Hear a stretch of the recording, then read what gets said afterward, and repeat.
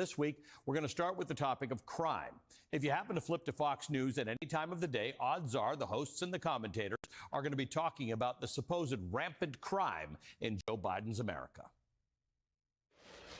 The crime issue is really serious. It's never been more clear in America that we are in a crime crisis. We've been documenting the retail theft across America now for 3 years. It's rampant. The problem that's driving these retailers out of these states and cities is crime, which is rampant. It's the crime, stupid. It's the crime, stupid. It's the crime, stupid.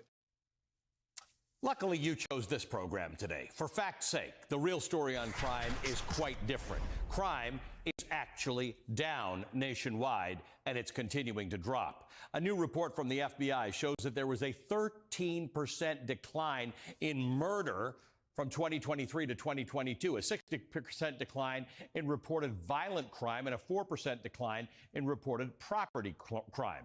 Even retail theft that you just heard mentioned, shoplifting, which folks on the right love to drum up fear about, is also down.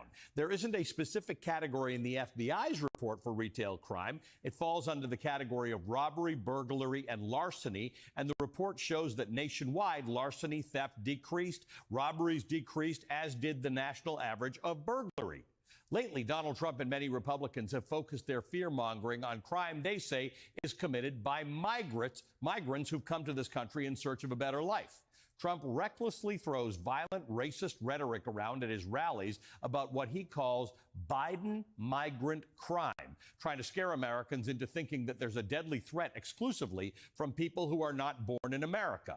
A study out of Stanford University published last year found that since the 1960s, immigrants are 60% less likely to be incarcerated than U.S.-born men. Researchers at the conservative or the libertarian Cato Institute investigated the same issue in Texas and found a similar result. It found, quote, the illegal immigrant criminal conviction rate was 45% below that of native-born Americans in Texas. The legal immigrant criminal conviction rate was 62% below that of native-born Americans. This is not to say that some communities across the country are not experiencing real and dangerous crimes. It also doesn't mean that we should turn away efforts to reduce crime. In fact, experts say the biggest factor behind the drop in crime may be the anti-crime initiatives that are implemented by local governments.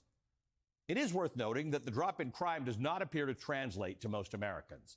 A Gallup poll found that 77% of Americans believe crime rates are worsening, despite the opposite being true. Comes down to perception versus reality. And reality can be easily blurred when Americans are being fed a deceptive narrative by right-wing lawmakers, candidates, and media personalities. Experts say people often confuse disorder with crime.